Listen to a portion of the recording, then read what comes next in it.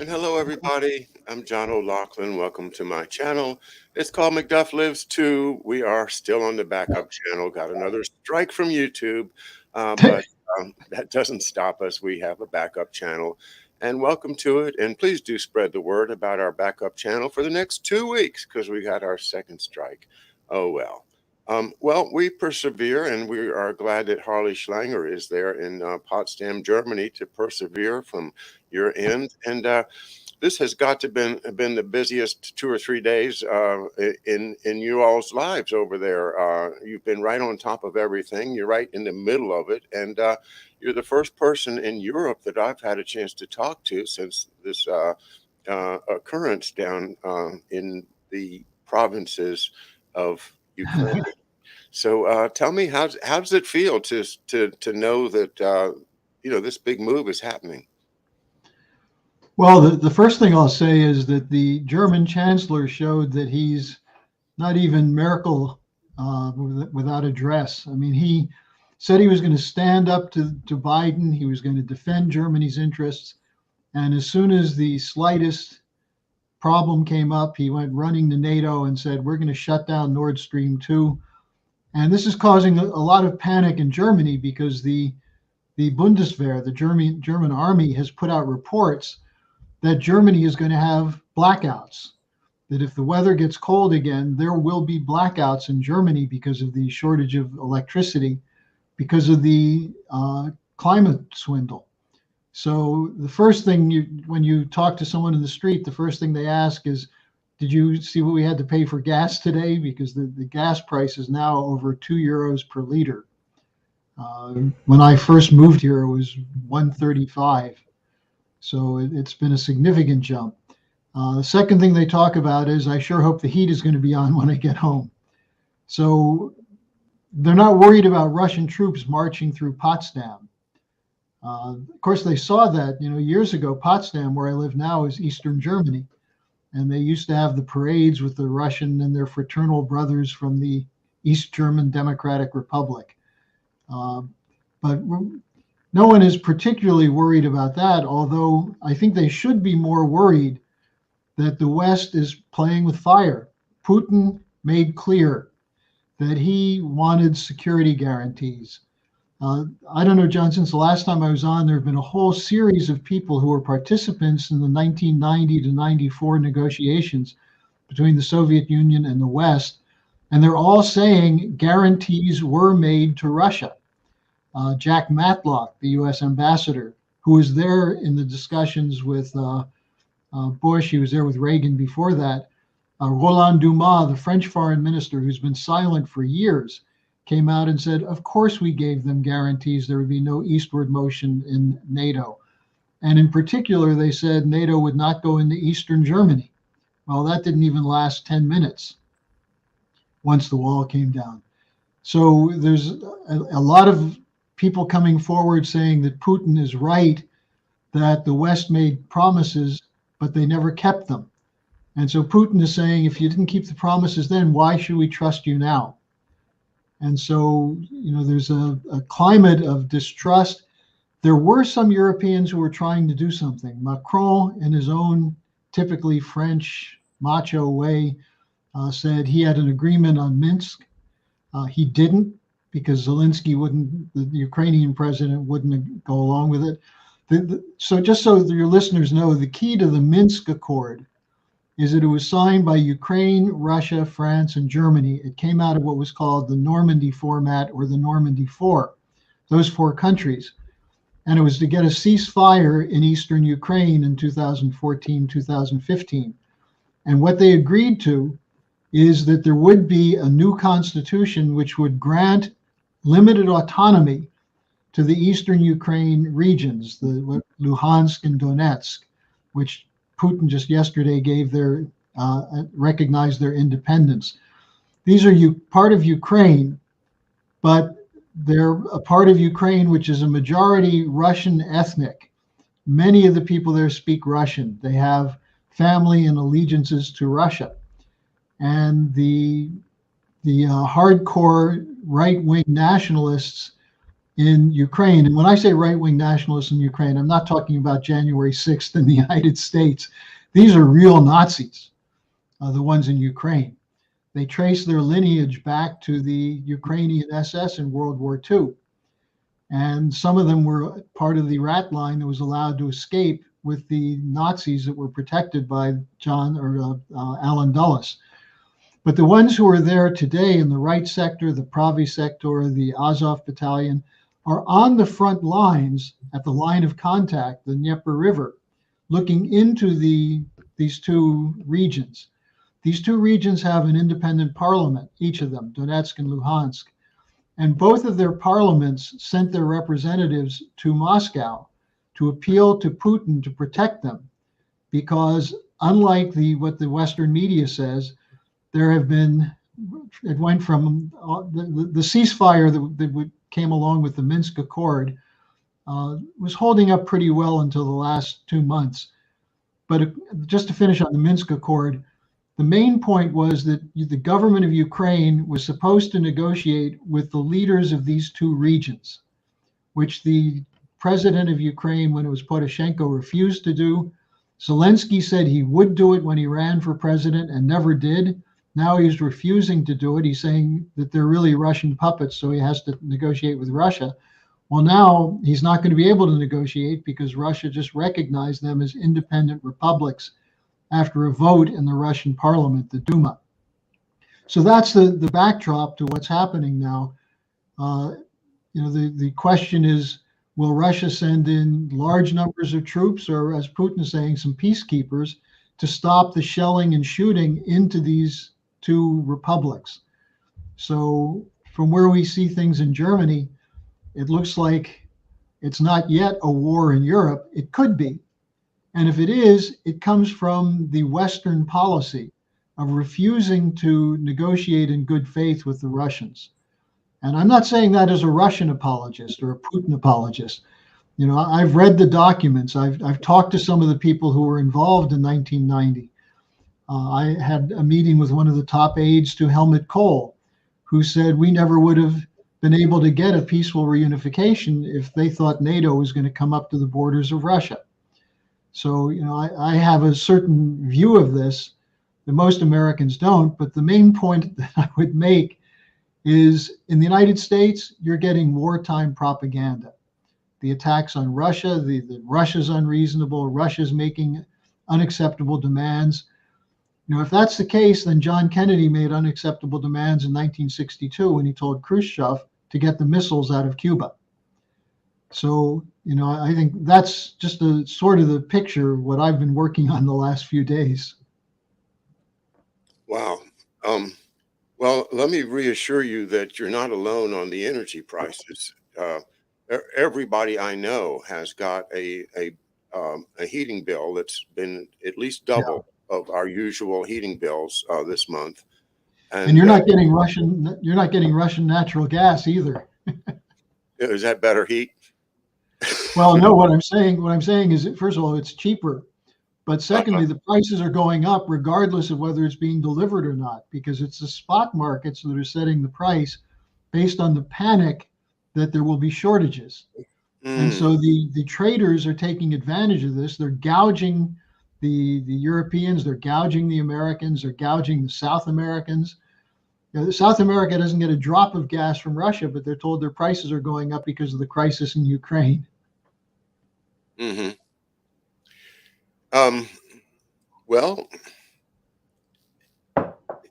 we've been saying for weeks now, Biden, just basically has been foolish in claiming that Russia is going to invade Ukraine in the next few days.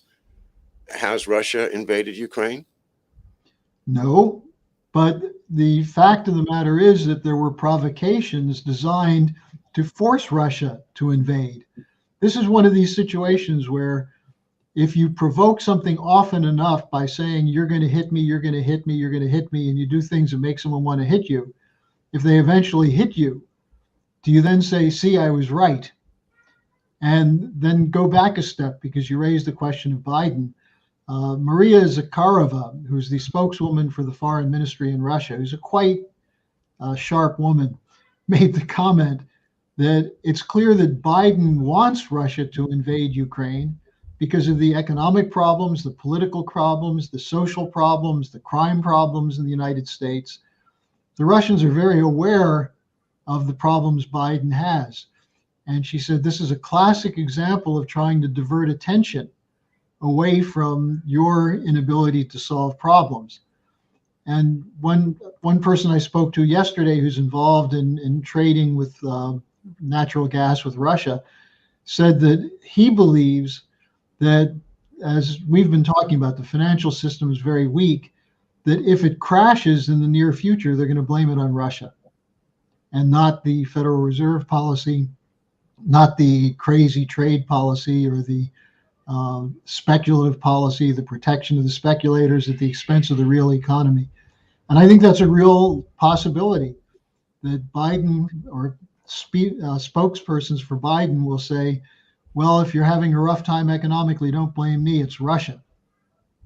In other words, the Russians are going to hack our internet and attack our infrastructure, the dreaded shutdown of our power plants through digital technology. These kind of things can be blamed on Russia. And, or just the fact that gas prices go up. well, yeah, Inflation continues to go up. And you think they're going to say, look, the Federal Reserve has been talking now for a year about tapering and transitory inflation, and well, maybe not so transitory. And the last three Federal Open Market Committee meetings, they said, we're going to taper. We're going to stop buying these financial assets. We're going to start unloading them. They're not doing it because, as I think we talked about 4 weeks ago, if they start unloading these things, the prices will collapse and the bond markets will go into a downfall and the dollar will collapse. So by printing money so that you can keep buying assets, you keep an illusion that the assets you're holding are worth something because you can always go and get some more money to back them up. If the Fed stops pumping money into the system, it's going to trigger a avalanche of defaults. And at that point, it'll stop inflation, but there'll be no economy. So they're caught in a classic example of an inflation versus deflation situation. At the same time, you have stagflation in the real economy. And we see that also with the supply chains that are not functioning and people who are not going back to work because the jobs are not so enticing. So we're in a deep crisis in the West, and it's the kind of situation where little triggers can cause chain reactions. For example, Ukraine may default on $4 to $5 billion worth of debt, foreign debt. They've taken on huge amounts of debt since 2014 at the advice of the International Monetary Fund, because the IMF was brought in after the coup in February 2014, and they dismantled whole sections of Ukraine's physical economy. This is called shock therapy, to try and make the transformation to a Western model free market economy. And the result was the same thing that happened in Russia. They shut down factories, people lost jobs, the economy closed down, and in order to pay the debt, they had to borrow. And so Ukraine is which was once one of the more wealthy of the Eastern European countries, is now the poorest country in Europe in terms of per capita income and GDP per capita. And it's meanwhile, what are we doing? We're selling them billions of dollars worth of weapons. Some of it we're giving to them, but some of them we're putting it on their bill. So how is that helping Ukraine? Another question, if I may. The Azov battalion, I guess it's called, and the related blood and soil groups that often will even wear the emblems of the SS and other Nazi runes and symbols, and do seem to follow the blood and soil tradition of the Nazis to a T. why aren't they content where they are? It seems that where they're living now, they have the right to, walk around with their flags and do their exercises and drive some military equipment around and, you know, act like, they're doing their thing. Is it necessary that they take territory away from the people that are majority Russian speaking? Is it a historical thing of saying, oh well, this was all ours and now we're going to take it back? But that doesn't seem to No. motivate people to destroy their lives and join some army and become victims of Russian artillery voluntarily. Why are they doing it? Well, it's what you were saying. It's a blood and soil cult. It's people who believe that the soil and land is theirs, that there's an ethnic heritage and kind of ethnic purity. This is where they had allegiance with the Nazis.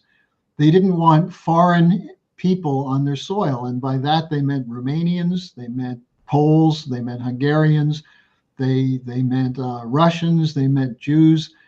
The, the Ukrainian SS were involved in exterminating between 60 and 80,000 people on their own, working with the Nazis, the majority of whom were Jewish.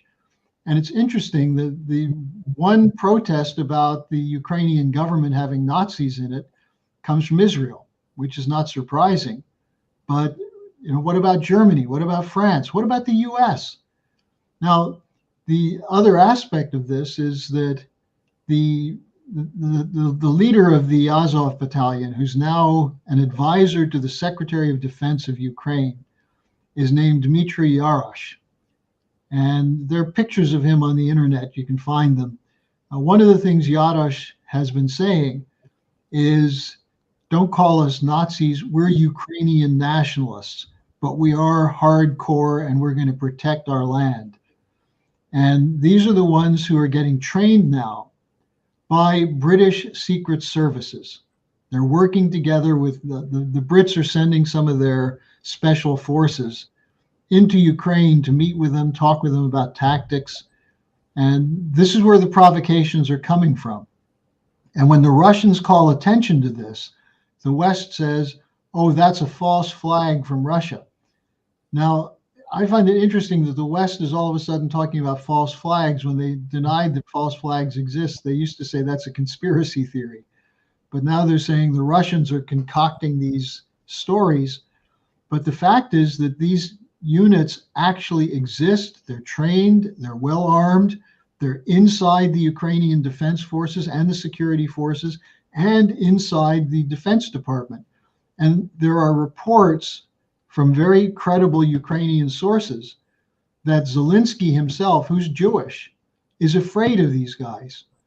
And so Zelensky, who when he came in said he was going to solve the problem in the Donbass, he was going to negotiate properly with the people in Donetsk and Luhansk, never did. He had death threats. He was, for a period of time, he was forced to live somewhere other than the presidential palace or presidential house to protect himself.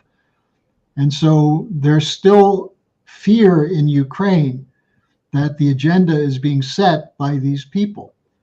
And here you have in the United States all this the Nazi hunting going on, the attempt to prove that anyone who questions things about Russiagate or the 2020 election, that they're really secret Nazis. When in fact you have not so secret Nazis in the government or in the security forces in Ukraine, and nothing is said about it by the politically correct people like Mark Milley and Defense Secretary Austin. So it's just another example of the hypocrisy, John, that you see shaping U.S. policy. I'm going to suggest that the work we've done, and you guys are way ahead of me on synarchy and the idea of synarchism from the 30s, and then as it emerges from World War II, we find that these stay-behind armies, the Gladio-type armies, are operating in concert with the former Nazis, under often even under the command of Reinhard Gehlen in terms of the Yeah. BND. But in all of the Eastern European countries, they left behind these stay-behind armies. And but from what I've read, the one in Ukraine, or ones in Ukraine, were like always the principal ones, the ones that were the better financed, and that so I suspect, and I'm just suggesting this, that the idea of the fundy, the great depth of money that still apparently sits either, either in northern Italy, or in the city of London, or perhaps the story we got from like from Venice to Amsterdam to London. But the recent events have got me thinking that, hey, they didn't send all their money to London. There's a whole lot of money still sitting there in the Alps in northern Italy and Switzerland, which I would tend to want to identify with the inheritors of the Synarchy movement, that may well be playing a card here that's not seen if you just look at Putin and Biden as a duo that are slugging it out. Do you think there's anything to that? Oh, absolutely. Let me give you an example. The nutcase who's the president of the European Commission, Ursula von der Leyen, her father's name is Albrecht. He's a former head of Niedersachsen, but his family goes back to the old German princes, the black nobility of Germany.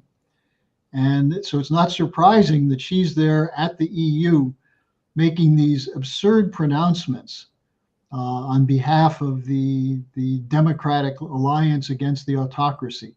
So that's just one example. You talk about some of the oligarchs that are still roaming around. One of the families that's most significant that we had done a lot of work on over the years, and in fact, Lyndon LaRouche met with the person who was the head of that family in the 70s, the Thurn und Taxis family, Thurn und Taxis, Taxis. The word taxi comes from them because they ran the messenger service for the Holy Roman Empire. They're in Regensburg, which is north of Munich. It's in Bavaria. There's still a huge palace there. Is that why you hail a cab like this? Yeah. But that's where the word taxi came from, the Taxis family, Thurn und Taxis. And when LaRouche met with them, he basically told LaRouche he was meeting with LaRouche as a representative of these old families, and he doesn't like what LaRouche says about them. And a couple days later, a shot was fired into the rear tire of Mrs. LaRouche's car as she was on the Autobahn. And fortunately, she didn't get hurt. But these people have ways of getting their messages across. This nobility is still in existence. And if all you have to do is look at such things as the Noble Order of the Garter in England, the networks around the City of London, and the pageantry that they still have, some of the monastic orders in the Catholic Church that are highly suspicious. These are people, by the way, and this may step on some toes in the US, but it shouldn't, because the guy I'm going to name is a real nasty character, but Steve Bannon. This is who he's trying to work with. He actually had a dinner with Gloria von Thurn und Taxis, who is the widow of the Count Thurn und Taxis, to try and raise money for his European conservative movement, which goes back to Count Coudenhove-Kalergi, who during the Hitler period was saying, look, what should be done is break up the nation states into smaller entities controlled by local nobility, who then have a council at the top. And in a sense, this is the model for the European Union. They don't use the medieval language of Coudenhove-Kalergi, but that's what they're talking about. And by the way, Coudenhove-Kalergi was someone who was quite familiar to Allen Dulles. The idea that on the one hand, de Gaulle was saying, we need a Europe of the nation states, that the nation states can have a confederation, but you maintain your sovereignty, you maintain your language, culture, your legal system. And Kudinov-Kalergi said, no, those are outdated, outmoded. You need local village councils, you need smaller entities where the local nobility control it, and they form a council at the top. That's the model for the Great Reset. That's the model for the so-called New World Order that George H.W. Bush was talking about. So you're absolutely right. Then you look at the stay behind networks, Operation Gladio. I know you're very familiar with that, and people who are regulars with you know what that is. It's an operation run through NATO, which included elements of the same so-called black nobility or the old oligarchy. Uh, I can't remember the name right now, but one of their top people was found hanging from Blackfriars Bridge in London. Roberto Calvi. Roberto, yeah. So you have these networks that are out there. Mario Draghi, the current prime minister of Italy, is part of this network. He was on the yacht Britannia in 1992-93 when the plans were laid out for breaking Italy apart. And now he was the head of the European Central Bank for about 6 or 8 years. Now he's the prime minister of Italy. So these networks are still very, very powerful. And from Italy, it's the Colonnas, the Lombards, the several other names. These are people who the oldest son was the landowner, and the second son was the cardinal in the church. And the next one got to be the general. Yeah. Or at least the colonel. And that's what I think. We can others.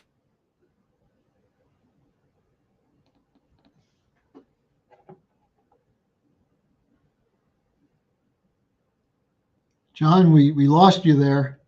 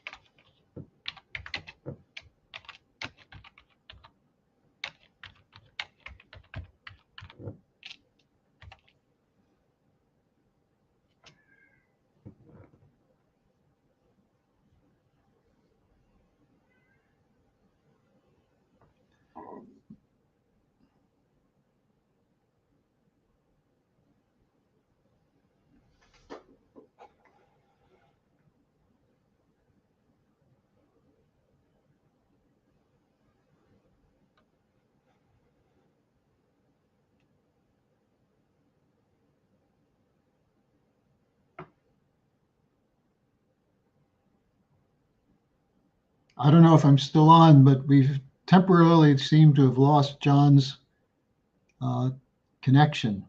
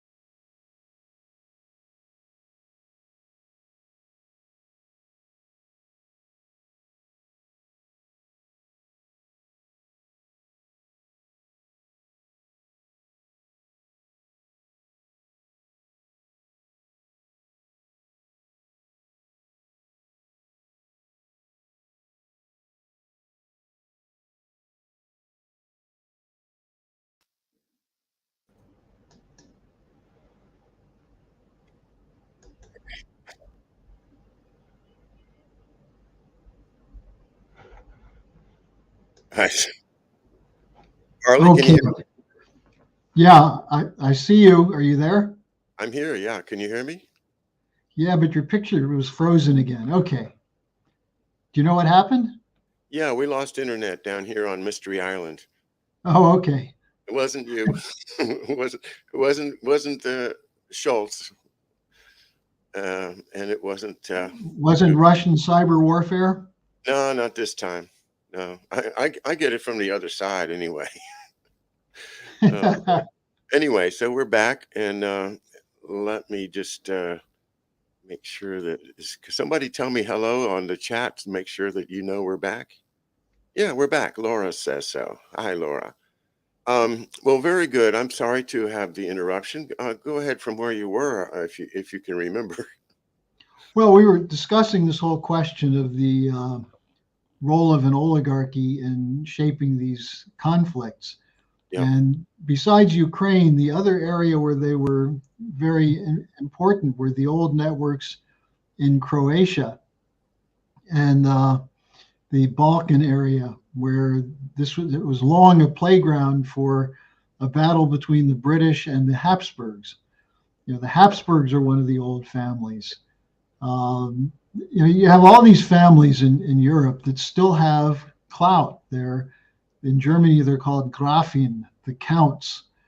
And you occasionally run into someone who's introduced as a phone somebody, phone so and so, phone Mecklenburg, or uh, so.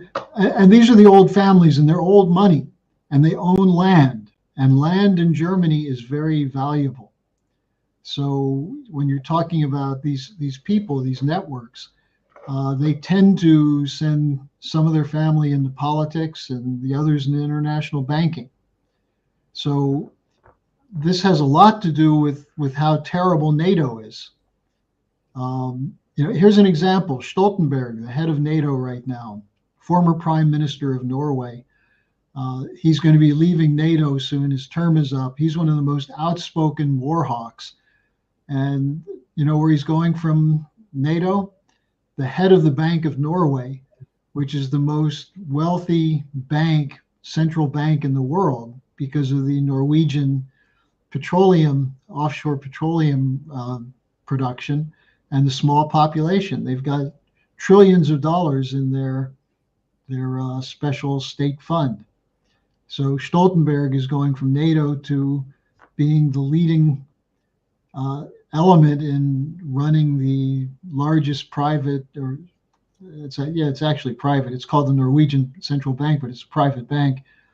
That's what he's going to be doing. So this is what you're dealing with when you're talking about Europe. it's frightening because it's the consolidation of all of the old money, the old, and it never disappeared after World War II. We all have seen, the Porsches survive, and all of the great wealth, didn't disappear, and it's just gotten wealthier and wealthier. And as these all come together into one big pile, then you've got really an empire that can't be broken. You won't be able to disestablish this empire once it gets the last parts together. I was very sad to see that Canada apparently imported UN troops to enforce breaking down the occupation, if you want to call it that, of Ottawa. And this again is ominous. I see these blue helmets showing up in a neighboring country, and now that Remember, Canada, the sovereign of Canada is still Queen Elizabeth, yeah, and as in she the case of Australia. And that's a reality. and she So wears that. You've seen that baseball cap, the red baseball cap that's Britain again. yeah. And that's the play. That's what's going on. It's just Andrew Carnegie's dream was to bring America back into Great Britain. We can become a province. Yay. A province of the great sovereign, the Queen of England. And Well, and John, let me just segue from that into this question of what's really behind the situation with the war threat, because you have two factors here. One is the collapse of the Western financial system. And this is something that will happen sooner or later. You have stock pickers like Jeremy Grantham have come out and said the bubble is now popping, the crash is on. You have a number of other people who are saying something similar. Nouriel Roubini, they're looking, or the Wall Street on Parade, they're looking at what's happening with the NASDAQ, where you have 50% of the stocks are 50% below their 52-week highs, which means they've lost half their so-called value. And usually when that happens in the tech sector, which is the more speculative sector, something bigger is going on in the so-called industrial stocks, the Dow Jones, which is not industrial anymore. It's Amazon, it's banks, and so on. But then you look at the banks. The banks are in horrible shape. They're making money, but they're sitting on top of huge volumes of collectible assets. Now, the reason that becomes a problem is they're trying to go with this great reset to consolidate control over the total debt. They wouldn't mind a long-term hyperinflation to be able to grab cheap money to pay down their debts. But there's another problem they have, which is the Russia-China alliance. And this is where you see the real thumbprints of the oligarchy. The original modern empire, I should say the modern empire, not the original, but the modern empire in Britain began to develop around the 1840s and 50s. And this was when you had the Queen Victoria. You had an emergence of an idea of using the British East India Company model to subdue the world. You know, some people think the height of the British Empire was in the 18th, 19th century. No, it was in the 1920s. That was when it was its largest. And the development in the 1880s and 90s of the British Empire was a deployment specifically against one thing, which was Eurasian integration with Europe. Their greatest fear was projects such as the Trans-Siberian Railroad, the Berlin to Baghdad Railroad, would bring an alliance of Eurasian countries, including China, including Japan, including Southeast Asia. It would take India, the Indian subcontinent, away from Britain. And then if you had the French and the Germans and the Italians linking up with the Russians, this was called the control, the pivot of history, the control of the world island, which is what Halford Mackinder called it, the founder of geopolitics. And so his advice was you have to always break up these kinds of alliances. Never let European countries link up with Eurasia. And within Europe, never allow Russia, Germany, and France to be in an alliance. And this was the project for Lord Balfour, for Lloyd George, and others at the Fabian Society and so on at the turn of the century in 1900, was to make sure that a weakened France and Russia did not ally with Germany, because they were trending in that direction with projects like the Trans-Siberian Railroad, the Berlin to Baghdad Railroad, and so on. So they took a weakened France and brought them into the Entente Cordiale with London. And then they funded the Russian Revolution. Well, actually, they funded the Japanese War against Russia in 1904 and 1905, which weakened Russia dramatically, led to an attempted revolution in 1905, which was run out of Britain. And eventually they introduced a new constitution, but the revolution failed. But the seeds were planted there of British networks who were there both in the Bolshevik camp, the Tsarist camp, and the so-called democracy camp. And so when Russia imploded at the end of World War I, they brought in a network that was partly controlled from Wall Street.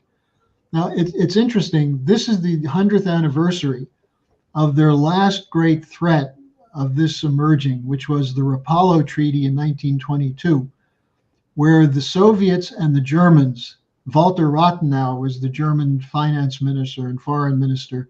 His father was the one who worked with Thomas Edison and built up the German electric industry. But Walter Rathenau met with the Bolsheviks and signed a major agreement in 1922 in an Italian town called Rapallo, which many people thought would cause Lenin to gravitate much more, because Lenin was a supporter of big projects and industry, as opposed to the faction of the Bolsheviks that were just pro-peasant and revolutionary. That Lenin would define Soviet communism as worker councils plus electricity. And so there was a desire to stop this. And what happened is 2 months after they signed it, Rathenau was murdered by the Freikorps, which was the elements of the officer corps from the German army that were recruited eventually to the SS units of Hitler. And so you can see this history replaying itself. Russia and China signed an agreement. The purpose of the agreement was not just military defense, it's economic. It's to expand on the Belt and Road Initiative into Eastern Europe, into South Europe, into Africa, into the Middle East, to Syria, Iraq. This is the contest right now. Will we have a new agreement that breaks with the control of the speculators of the City of London and is instead oriented toward physical production, infrastructure, improving the lives of people? Or will the corporate cartels, the synarchists, be able to maintain their control through something called the Great Reset, which would eliminate the idea of national sovereignty, because they believe nation states have an undue interest in protecting their populations, whereas the oligarchy doesn't give a damn about the population. So I think this is the fight we're seeing. And rather than talk about that, what they talk about is the evil authoritarian Putin and Xi Jinping and so on, and the importance of an alliance of democracies. And you listen to them read off what Russia doesn't do. Russia doesn't allow freedom of the press. Well, you just got your second strike. You know, where's the freedom of the press in the United States? That Russia doesn't, or that the Russians want to change the boundaries in Europe and no one is allowed to do that. Well, what about the Balkan War? What about the new countries created out of the Balkan War? Why can't Luhansk and Donetsk be similar, be embraced the way Croatia and Slovenia and Montenegro were embraced by the NATO powers? Well, because there are two different rules. There's not a rules, well, the rules-based order is the rules of this ruling elite, as opposed to international treaty arrangements and so on. So I think, just in a quick note, you're absolutely right when you talk about this oligarchical principle, and it's based on an attack on sovereignty and the idea that Russia is getting too powerful. As Putin said in the debate yesterday, even if Russia did nothing, they would impose these sanctions, because on January 25th, there was a meeting at the White House which laid out the sanctions they wanted to introduce. And in the memo that was produced, it said, we must stop Russia from modernizing its industry and its economy. So it had nothing to do with defending the freedom-loving people of Ukraine. It had to do with destroying Russia. And that's where you see the alliance between people like George Soros, the Bush family, the Rhino Republicans, and the crazy warhawk Democrats. So if you were trying to break up this collection of oligarchs from the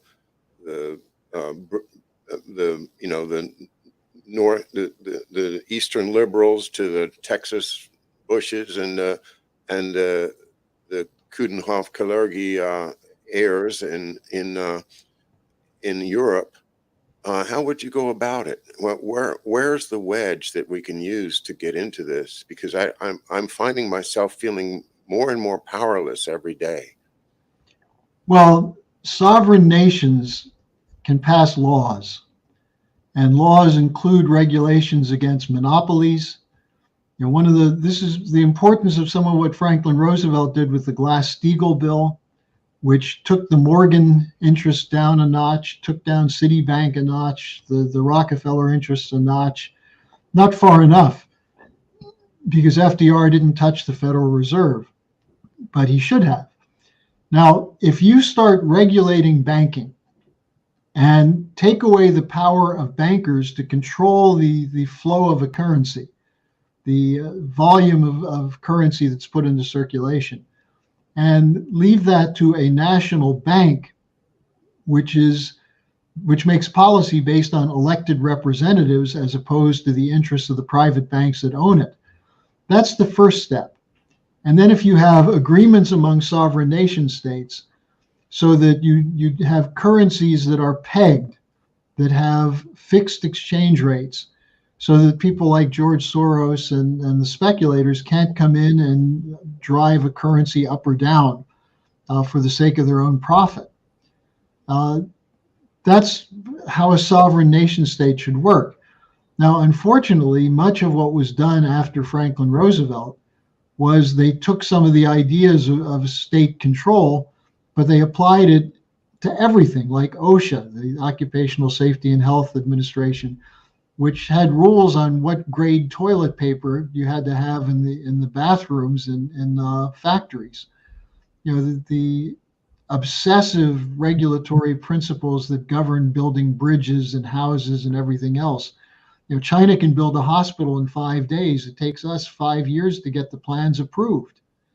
So we've had government to the absurd level not doing what it should do, which is to make sure that powerful private interests can't control the economic system. That was the idea of the founding fathers in our Constitution. The division of labor between Congress and the executive, the role of the states, was designed so that if you had an educated group of representatives who were interested in the common good, they could make rules that would not be overbearing, but would channel the energy, including the credit policy, into production, advances in science and technology. That was the idea of Hamiltonian credit from Alexander Hamilton. Is that an impossible dream? Well, look, what do you think the Chinese are doing? The Chinese are squeezing the speculators right now. That's what happened to Evergrande. That's what's happening to people like Bannon say the Chinese system is dictatorial because it doesn't allow people to make money. Well, the Chinese system does allow people to make money, just not oligarchs, people who come in with ideas that are actually good for the country, as opposed to people who come in with ideas that are good for their perfect personal private greed. So is it possible? Well, if you have a chain reaction defaults, whether it's foreign debt, whether it's corporate debt, whether it's personal debt, something's going to have to be done to figure out how to rebuild the system. And that's why what we're trying to do is put in front of people these ideas of Lyndon LaRouche, which are sort of a modernizing of the principles of the founding fathers when it comes to credit, currency, and debt, when it comes to investment, when it comes to innovation, tax credits, things of that sort, that you favor the producers. Now, you let the private bankers make the decision who gets the money. And sometimes they make mistakes. Sometimes they get hoodwinked, or sometimes what seems like a good idea doesn't work. But you need that kind of freedom. But at the same time, you don't need all the money being shuttled into the hands of private investors who will go wherever they can make the quickest profit, as opposed to what represents the general good. Now, John, we're coming up to a moment where it's possible to have profound and dramatic change. This administration is not going anywhere. It's not going to improve because it doesn't have the capacity for improvement, because it's run by people who are committed to protecting the existing unipolar world order. This unipolar world order is fundamentally threatened by the Russia-China alliance, by the emergence of countries like India, Nigeria, South Korea, which is not going in lockstep with the United States. Germany and France could break from this because the interests of Germany and France are to trade with Russia and China and with the United States. So if the United States is dictating to them, you can't trade with Russia, you can't trade with China, it's going to have a profound impact on people in those countries. And sooner or later, if Schultz goes along with it, if Macron goes along with it, they're going to get thrown out. In the United States, it's a highly volatile situation. And I don't see an easy way out, but I think we have to educate people so they actually understand that the people who are in power have a fragile grasp on that power right now. Mostly, they survive by convincing you that you can't change it. And by you, I mean the population. So, I just gave a keynote address at a conference on Saturday, Schiller Institute conference, where I basically said, the unipolar world is dead. The question is, will it die with all of us in a nuclear war? Or can we get new security architecture and financial architecture that protect the common good of sovereign nation states? So that's what the fight is. I endorse your fight. I endorse your economic policy. I think Lyndon LaRouche is a genius of the sort that you all are convinced he is and was, and his policies should be seriously considered because they are, as you say, the embodiment of a government that will look toward the best interest of the people. And I haven't seen anybody trying to look out for the people in our government ever in my whole life, really. If we wanted to look out for people, we wouldn't have poverty in this country. This country doesn't have to have poverty. That's ridiculous. I mean, No, of course not. It's absurd that generation after generation lives in poverty in this country, and there's nothing to do with anything except for the greed of the people that already have money and their fear of the common people, so that they want to not only have money but have elaborate security systems, from private armies to actually controlling national armies, and these secret things that happen in Europe, these werewolves and all those horrible things. I have to emphasize my own interest in trying to sort this out has got to include once again the Pope, the Catholic Church, their abiding interest in crushing Russia is also part of this, because morally, how do you become a Knight of Malta doing things that will crush the freedom of other countries around the world, unless you feel like the Pope is behind you?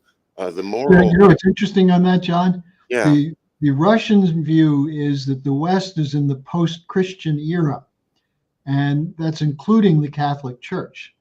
Mm-hmm. And I don't mean the people who are Catholics, but there's a structure, a sort of a dual power situation in the Catholic Church. You have good priests and good people there, but you have a structure which is a financial structure, an intelligence operation that's integrated with this oligarchy we've been talking about. Right. And they're the ones who have a war. The war with Russia for them goes way back. The Russians, in I think the 15th century or 16th century, proclaimed the first Rome has fallen, the second Rome, Constantinople, has fallen. Moscow is the third Rome, there shall be no other. And so you had this war between the Eastern and Western Church. And, you're seeing a bit of a revitalization, I should say, of the church in Russia. And this scares people. The fact that Putin may be more Christian than any of the leaders we have in the West. They certainly have groomed the non-Christian ones, and the young global leaders are, in my view, very anti-Christian in their outlooks, especially this one we have north of us here, this Justin Trudeau, who looks so much like Fidel Castro. I just mentioned that by, just a personal observation. I'm not trying to start any rumors. Well, you don't have to start the rumors; they're already there. What was her Oh name? boy. Well, Margaret Trudeau. this has been a Oh, great tour around the, the issues of the day within an hour. Harley, it's always exciting and fun with you. I certainly look forward to the next one. And thanks so much for making time for us here at McDuff Lives. sure. I look forward to it every other week. Superb. All right, everybody, have a great day. We'll talk to you soon.